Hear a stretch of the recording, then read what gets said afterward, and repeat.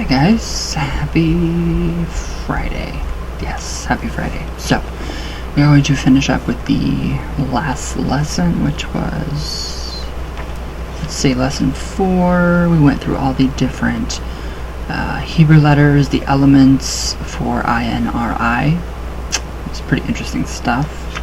So now we have just a little bit more on the hexagrams. So here are the hexagrams, which are very nice. I love this universal hexagram right here, and then we have the elemental ones. So I don't lose my spot. Alright, so okay, so I don't know if I went through all of this or not. So I'm just gonna kind of backtrack a little bit for this one, just this part. Alright, so here's another interesting thing in regards to the idea of LVX. So in Roman numerals, L equals 50, V equals 5, and X is 10, so for a total of 65. So in Hebrew, the letters Alpha 1, Dalet 4, and Nun 50, and Yud 10, also 65. So these Hebrew letters spell out the word Adonai, which means my Lord. So one of the names of God. Anyways, as you will remember, it is used in the Lesser Vanishing Ritual of the Pentagram. So if spiritual light, LVX equals 65, and divinity in the Adonai aspect equals 65, then according to gematria, whatever that, I don't even know how to say that word, you guys. I know it's geometry, it has to do with geometry, and that's it. Gematria? Whatever. We must assume that there is some relationship between the two. So there is such a relationship. They are one and the same. The ultimate divinity is that infinite spiritual light known in Hebrew as Ein Sof, or meaning limitless light. Who's the light bringer and the light bearer? So, the third veil of negative existence before God begins manifesting at Keter. So, interesting. Very. Alright, so before moving on to the next part of this lesson, there are still a few theoretical things to cover. First is the meaning of the magical word Arita. So, it is a oh god, what is that word? A nocticron. I don't know. And it's an abbreviation or an acronym. God, that took forever for the phrase in Hebrew pronounced. Wow, this is a long one. So, Chad Rosh, Chudu Odoto, Rosh, Yechu Doto, Demarato El Chad. So, the CH in this phrase is always pronounced like that in Scottish word lock. So, lock, like a CH, lock. The above phrase, represented by the Abrita, the acronym Abrita, means one is God's beginning, one principle is God's individuality. God's permutation is one. So this clearly states the Kabbalistic attitude that no matter the name by which you call divinity, there is only one ultimate divinity, one divine source which can be summoned. Everything is of divinity. So, or as is said in ritual, there is no part of me which is not of the gods. So, alright, I'm kind of understanding this a little bit better. So, there is a short series of hexagrams which you must learn. Actually, I think of them as being paired triangles. Okay, so they're paired triangles. Then hexagrams. So, Israel Regardi, in his book Ceremonial Magic, suggests using Crowley's universal, I think they meant universal, but it's spelled not right, hexagram instead of the traditional 4-paired triangles. So I have learned it both ways, and I quite frankly prefer the traditional style. Okay, so this is what will be given in here. Ooh, ears are ringing. So practice drawing them somewhat large in the air in front of you. They should be similar in size to the pentagrams of the Lesser Vanishing Ritual of the Pentagram. So, we have those sigils, or those, so we we have east, fire, south, earth, west, water, or west, air, and north, water. And then we have your common line, your actual appearance, and the universal hexagram, or the unicursal, or is it universal? So we have those. You guys can screenshot that if you can. So I thought that was pretty interesting. So I really have to learn that. The BRH, the banishing ritual of the hexagram, and the middle pillar. I really have got to get that down because it's just not, it's not flowing with me. I'm not getting it. I mean, I get it. I just don't want that negative experience to happen again. Alright, so you're going to take note of the direction to face when drawing these hexagrams. So, also note that the archetypal element to which each is associated. So the first thing you should be aware of is that the elements associated with the quarters of the circle have changed. So, this is because on a higher plane, the archetypal elements are associated with different quadrants. So, each triangle begins at the apex, even if the triangle is inverted and the apex is the bottom. So, and the figure is drawn counterclockwise until it returned to its point of origination. So in the diagrams following, start drawing at the point numbered 1 and move in the direction of the arrow until you complete the triangle. Then start at the point number 2 and move in the direction of the arrow until you complete the second triangle. So note that the hexagram of the west has a common line. However, for clarity, it is shown as 2 separate triangles. Alright, so he is just making it very easy to actually work with the hexagrams. Alright, so before moving on to the next part of this lesson, it's time to alter the instructions for the tarot contemplation ritual. You should by now be using all of the major arcana cards in this ritual. So when you choose a card in this advanced version, imagine yourself as the main character in the card. So you may change the sex of the figure, of the main figure of the card, so that the sex of that character matches your own. So we're literally diving into a card, which is pretty interesting. Very interesting. Alright, so if there is no main character or no human character, simply put yourself into the card anywhere. Visualize yourself in the card. Once you feel that you are in the card, will your eyes to open. So if your physical eyes are closed, do not open them. However, when your psychic eyes are open, look around. See everything in the card from the view of yourself within the card. Try to see what is behind the designs, of which you can normally only see the front. So most importantly, determine if you can see anything beyond the edge of the card. So, don't do anything, just look. Do not attempt to move or go anywhere. Then, will your psychic eyes to close and return to normal consciousness. Pretty interesting. So record your experience, whether or not you experienced any unusual sights, sounds, smells, tastes, feelings, or sensations. In your magical diary, take the next 7 days to read over what you have done so far in this lesson and practice this advanced tarot contemplation ritual. Then move on to the next section. So, here is part 4. So, that was pretty, it's pretty interesting. I'm liking this. It's very interesting so far. So, alright, we will have to, if you guys have the book, if not, let me know. Yes, I'm getting back to emails. I have a ton. I'm overwhelmed with people, not you guys. So, alright, part 4. So, alright, earlier in the lesson, I mentioned that I was going to discuss the difference between the wand and the dagger. Alright, so although the wand has traditionally been associated with the magical element of fire, and the dagger has been associated with air, some people, especially in recent years, have reversed these associations. So this is in a large part due to those people who have been using what they call Wicca or witchcraft.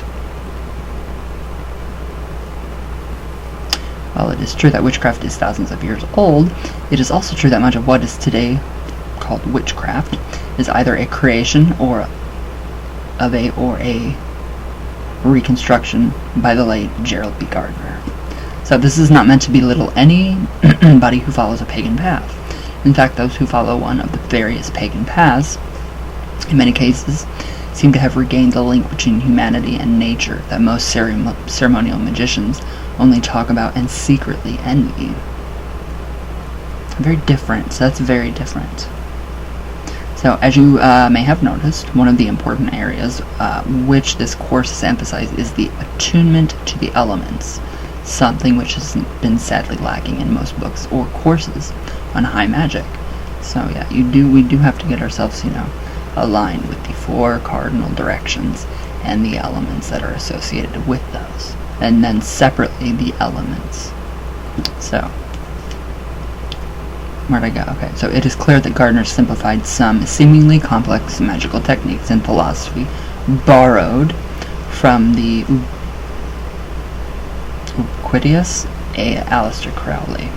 Then, with the help of Doreen Valentine, they created modern witchcraft, so it does not matter whether or not the revived initiation from the New Forest witches has, as he claimed, nor does it matter that many have gone far beyond his initial researches, training, and techniques. I just don't like Wicca. I won't do. I just will not tolerate Wicca in my practice. So for he has introduced many to a form of spirituality, which could not be found elsewhere when he began his work. So his contributions thankfully will last for many years to come. So however, as I said, some of what Gardner did was simplification of traditional magical philosophy. One of these simplifications was the equating of the dagger with the sword. So this is understandable, as the sword does appear to be nothing more than a long dagger, in a way. So, and if you have only learned the LVRP, you might know that Michael bears a sword and stands to the south, so the direction of the element of fire, water, fire. So water, of course, would be associated with the chalice, and earth with the pentacle. This leaves the wand to the element of air. So, and Raphael, the archangel of that element, does hold the caduceus wand. So this all seems so logical. Alright, so unfortunately, for the above simplification, it is not correct to equate the purposes of any of the several wands used by a magician. So, not good. Not good to do that.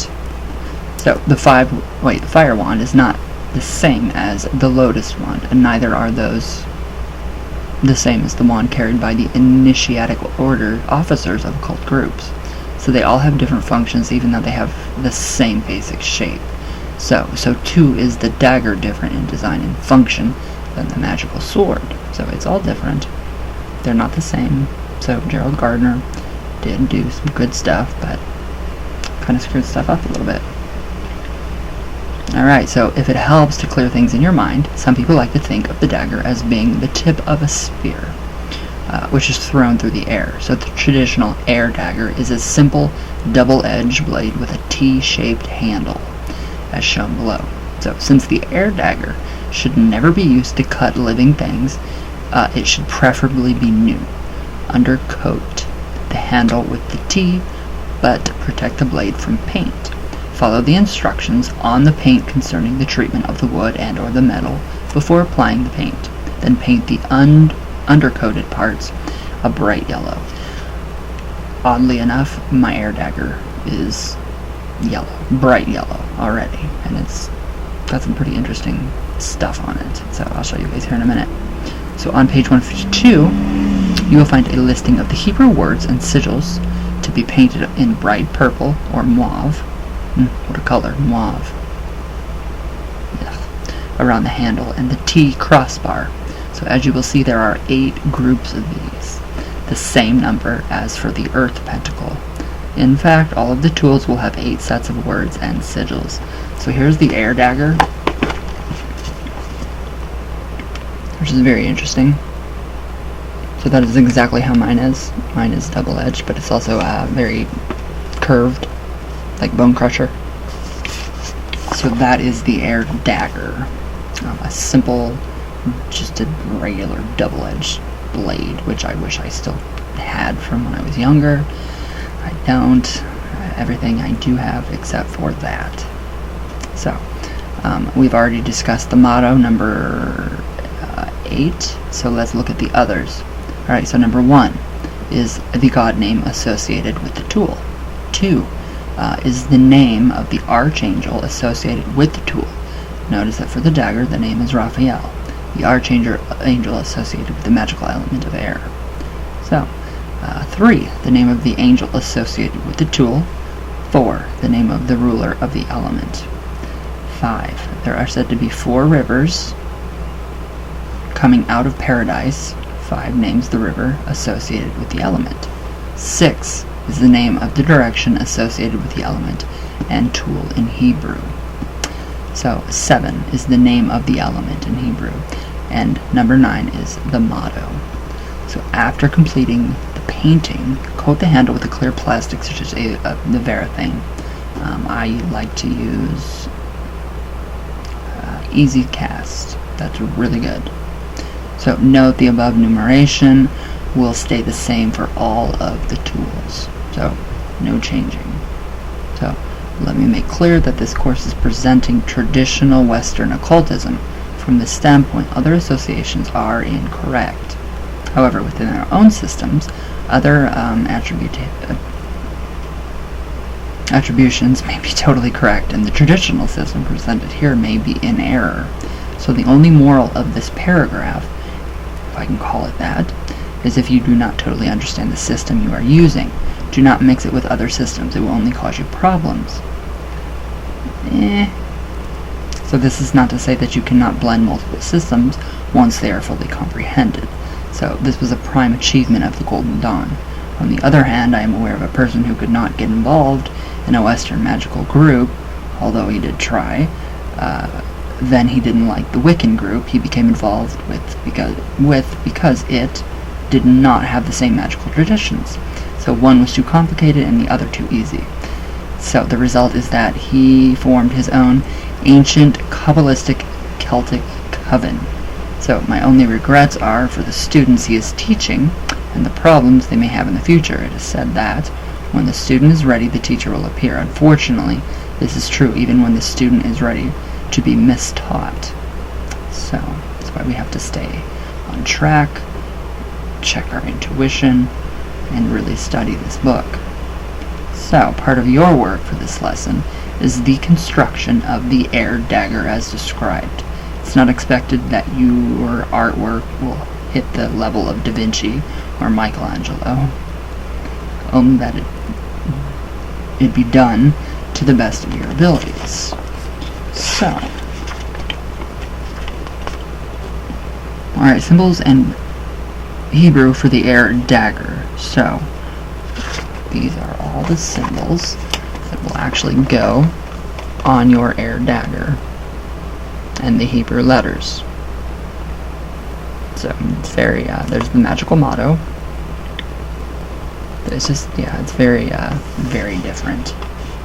And then here we have the air dagger made by Chick Sirico, which is pretty interesting, very neat, very, very beautiful. So, alright, here's part 5. So, it is possible to classify the study of psychology into 2 broad areas, normal and abnormal psychology. So, unfortunately, the study of abnormal psychology is beyond the scope of this course. If you are interested in this particular field from an occult viewpoint, you will enjoy the book The Secrets of Dr. Taverner by Dion Fortune. So let us look at normal psychology, starting with Freud. Besides being brought up in the end, or at the end of the Victorian Age, a fact which colored his entire outlook on life, he also came from a Jewish background. I love Jewish people. I don't know why. I love the Jewish tradition. So from his writings, it is clear to even the most casual reader the harmony which exists between his thoughts and a rather simple version of psychology, as described in the Kabalah. In fact, although the Kabalah and Freud argued for the idea of the subconscious or unconscious, many of Freud's contemporaries did not believe such a thing existed. So in his later years, Freud said that if he had his life to live over again, he would spend it in the study of parapsychology rather than psychology. So I think it is safe to assume that Freud was either consciously or unconsciously influenced by the Kabalah. That's very interesting. I mean, very, very interesting stuff.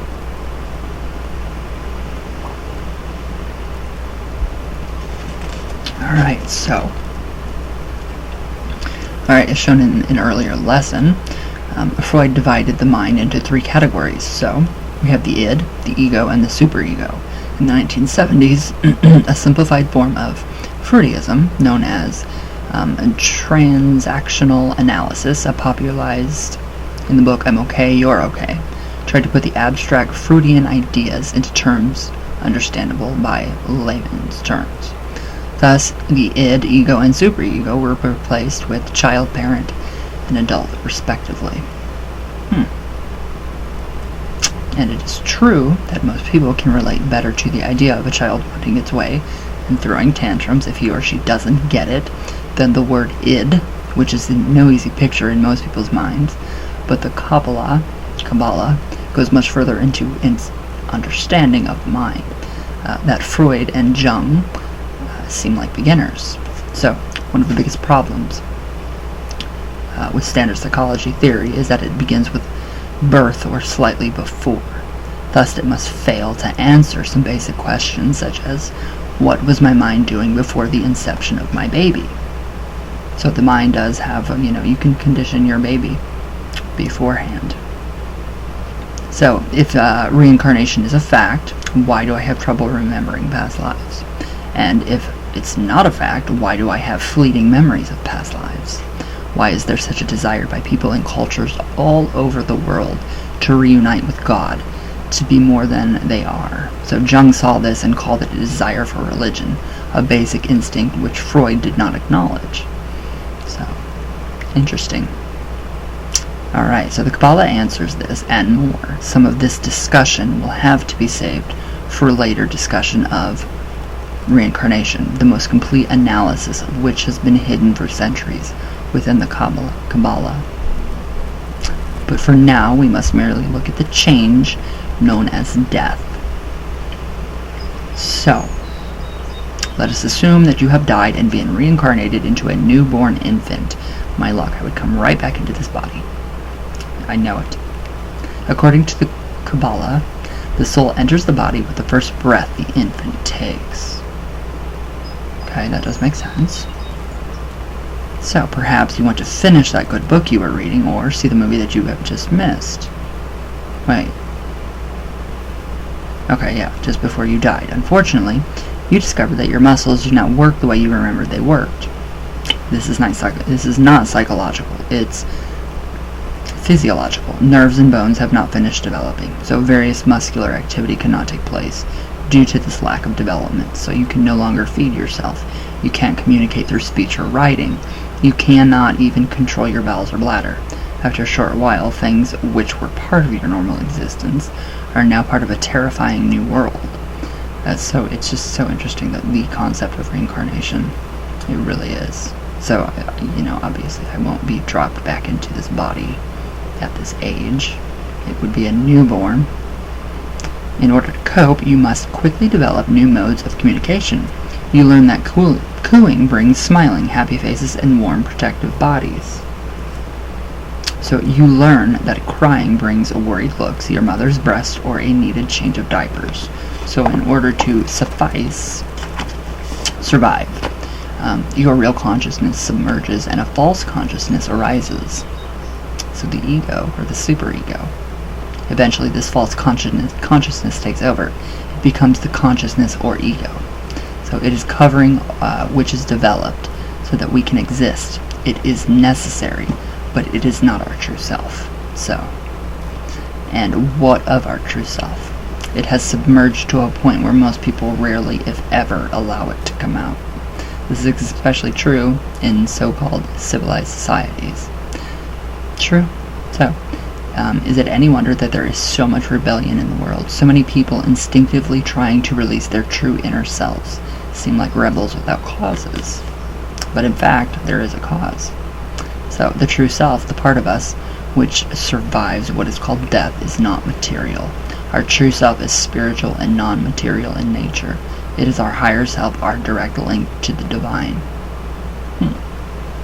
It becomes hidden compared to our false outer self. Our true self, our link to the divine, is our unconsciousness. And there have been so many fights, disagreements, and wars caused by people who didn't know what they really wanted. Communion with the Godhead. That is, what is really desired is a link between the conscious and the unconscious. So this is a main focus of our magical work. So it is the very essence of white magic. It's very interesting too. Psychology is just incredible. It's really amazing. I do have my psychology book. So, alright, as you have probably guessed, the Kabbalah does not divide the mind into 3 main categories, but into 10. On the next page, you will see how the 10 aspects of the mind relate to the tree of life. The first thing you will practice is the dividing line at the abyss, the space between the upper 3 Sephiroth and the lower 7. The 3 above are immortal and last for as long as the divine source wishes them to exist. So, the 7 below are mortal and cease to exist when the body dies. A quick glance will show you that the memory is mortal. Thus, it is obvious that our memory of past lives will tend to be very minimal at best. So, here then is an easy explanation as to why we tend not to remember much more than hints of our past lives. Alright, so the Yechida is our true self, our link to the divine, our transcendental ego. It relates to what Freud called the superego. The Chia is our true will. It is the creative and inquisitive inner impulse from the divine, which causes us to reach outside and inside of ourselves to become better than we are. So, it makes us try harder, to want to be the best, and do better than we have ever done before. So this does not imply competition. So, we can all advance together. Sometimes this impulse is subdued, but it always comes back in force. So, this was exemplified by the Age of Exploration, which followed by the Dark Ages, and by our current reach into the vastness of space. So, it also explains the urge to commune with the Godhead, to know the joy and ecstasy of the knowledge and the conversation of your holy guardian angel to practice white magic. Alright, now here is the mind on the tree of life. Very, very interesting. So I don't know if you guys can see that too well. You guys can screenshot it. There we go. But yeah, it's pretty interesting. It's very interesting. Alright, so, let's see. Alright, so the Neshama is the intuition. It is the seat of all the psychic abilities of humanity. So, there's a method of instruction called the Soriatic method. It is based upon the teaching methods of Socrates, whatever. He believed that people did not learn new things. Rather, they remembered things which they had forgotten at death before their current incarnation by asking questions. Socrates would elicit from the student answers which would lead the student to the discovery of an idea or principle which the student could not have known. So today the system of involving a student rather than merely telling a student seems to be the most effective way to teach. It allows the student to have a growing, inquiring mind. It also allows for intuitive leaps and bounds, resulting in an individual who is creative rather than a robot, only capable of rote repetition. So, part of the definition of magic is that of science. It is a science. So as magicians, we should understand modern scientific thought. So one such canon of science is the theory of evolution. Alright, so, just like what card did we have for today? The Hierophant. So, he could represent evolution, literally evolution, proving with fossils when fundamentalist Christians would say that they are snares put down by the devil to delude humankind into discounting the Genesis creation of humankind. So, alright, evolution is not, as many think, a smooth line. Rather, it moves in jumps and jerks. Currently, evolutionary thought calls this punctured equilibrium. Likewise, the advancement of mind in humanity has often come in sudden steps. The laser was the accidental result of communications research.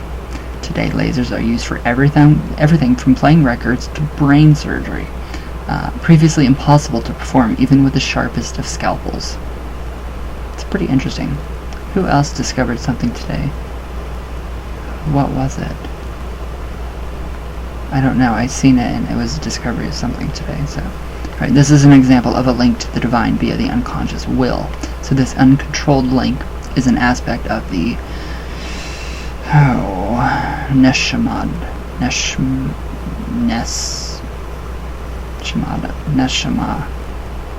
neshama, a controlled link to the divine, and an aspect of the chia.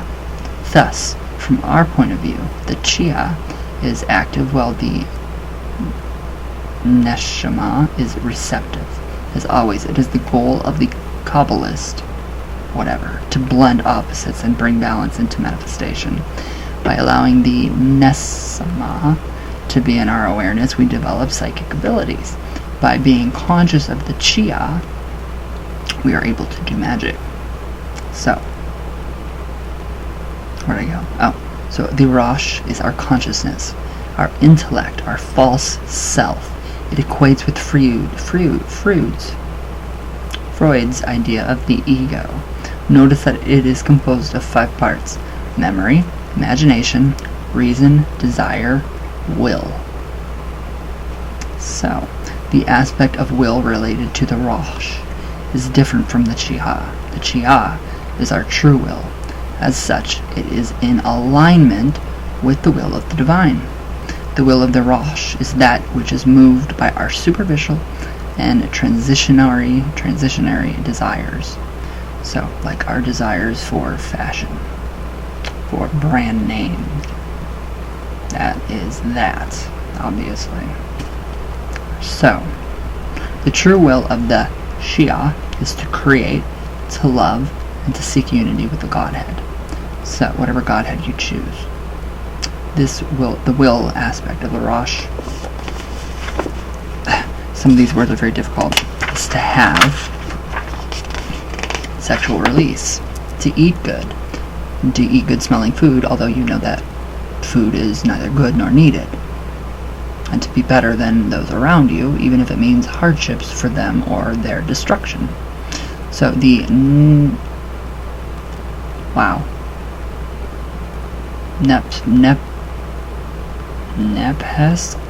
Nepesk is the lower self. Alright, so it is the most superficial layer of the unconsciousness, wherein dwells the darker side of ourselves. It is usually under the tight control of the Rosh. Earlier I equated the Nepesh with the Freudian id. While correct, it is not precise. So the id is really a process, not an aspect of the mind. It is frequently submerged and hidden within the Nepesh, but it is not exactly the Nepesh. So the process called the id, when submerged in the Nepesh, is said to be controlled by the Rosh, or Rosh, whatever. However, when the Rosh does not control the id, and the Nepesh dominates, the id is free to roam the aspects of the mind, and come out in sometimes unfortunate places. So part of the techniques of magic, which you have been learning, include the control of this id energy, so that it can be used as you wish under the control of the united Yakada and Rosh. The Nefesh is also the source of the astral body, and the seat of the energy called prana, or Sanskrit in the Kabbalah, or Kundalini, Chi, Organ. This energy is also known as Rosh, but should not be confused with the Rosh meaning consciousness. So, know that there is a difference between the energy, called Rosh or Prana, and the id. So the id is a process, an emotion, while the Rosh or Prana is that which moves. So Freud's earlier definition of the libido, as described earlier in this course, would have made it the same as Prana or Rosh energy. Very interesting. So finally, the bottommost sephira is related to Guopf, the physical body. Many people wonder how the body can be an aspect of the mind. To me, the interrelation is quite obvious on many levels. First, as you incarnate, you choose a particularly shaped body, depending on the types of experiences you need in life. More on this later discussion of reincarnation. So, also imagine the different thoughts of someone born with severe handicaps, as opposed to a person born physically normal. There are also differences in the psyches of people who are considered ugly and those who are considered beautiful, according to the dictates of society. So, there are even differences in the psyches of people who tend to be slim and those who tend to be obese. The physical body plays an important role as part of the psyche and should not be ignored. But after all of this information, we are left with the feeling of that's interesting, but so what? Yeah. Actually, once you know the basis for Kabbalistic psychology, there is much that you can do with it. The two keys to what you can do are 1, understanding the tree of life, which is very good. I need to do this. And number 2, understanding the tarot and how it fits on the tree of life. So that is really, really pretty amazing to me, understanding all of that. So let us say that it has been so long since you have been involved in a relationship. Yes, that you cannot feel desire for someone even though the person indicates a desire for you. Alright, I get this. Possible diagnosis here is that you no longer have the memory of what a loving relationship is like. True. You needed something to trigger the memories. Looking at the tree, we can see that what is needed is an infusion of imagination, which is linked by a direct path to Yeshadad, our link to the divine. So contemplating the card known as the Hermit will bring imagination back into the memory. So spend a few minutes contemplating the Hermit each day for a week. So if the goal of bringing up desire has not been achieved, it is probably not because you have failed, but because you have brought the memory down to the level of desire. Contemplation of the Wheel of Fortune card for a few minutes a day will accomplish this. So it's very, very important to understand the cards, at least the major arcana. So perhaps you feel that you are a very illogical person and pride yourself on reasoning talents. So from the standpoint of the Kabbalah, there is obviously nothing wrong with this. So it is fine to be proud of your talents, and not to do so would be a lie. But perhaps you feel you are not creative enough in your life. Here, a short period of daily contemplation on the card titled The Devil will reward you immensely. So it does not mean that you will be satanically inspired. Hopefully it will allow you to learn about and break out of your satanic enthrallment to cold logic and reason, coming from the other side. If you find yourself very creative but illogical, time-wasting ideas, contemplation of this same card will allow reason to enter your world and guide, but not over-control your imagination. So, that's very interesting, very psychological. I love it. Thus, neatly packed into the tree of life, we have a complete system, not only of psychotherapy, but also a system of dealing with day-to-day situations and improving your life. So it is also a wonderful way of becoming familiar with the tree and the tarot. Hence the giant posters you can purchase of the tree of life, the sephiras, so you can actually just meditate and use those, implement them in your working. It'd be perfect. And they're cheap, like 99 cents, I think, $1 on eBay, maybe. So, where'd I go? Alright, sometime in the future, people will have forgotten that there was a series of light bulb jokes, which all began how many blondes, obviously. Does it take to change a light bulb? The answer was frequently blackly humorous. One version of this joke goes, how many psychiatrists does it take to change a light bulb? The question is only one, but it has too much to change. Okay, I get that. Not very funny, but whatever. The reason I bring this up is that any time you wish to use magic to change somebody's mind, you must ask for that person's permission first. Anyways, and the person must give it to you. You have no right to change a person, even if it is for the betterment of that person, unless that person wants the change. The reason I say this is to suggest that you do not go up to a friend who you think needs changing and say, hey, here, look at this card for 3 minutes, a day for the next week, without telling that person the reason and know how it works. That person may not want to change in the way that you think he or she should. Damn it. That person, yeah. So, if they ask for help, fine. If they agree with you after being informed of what you are doing, fine. But changing a person's mind without his or her permission is nothing but black magic. Well, sometimes that's just gonna have to happen.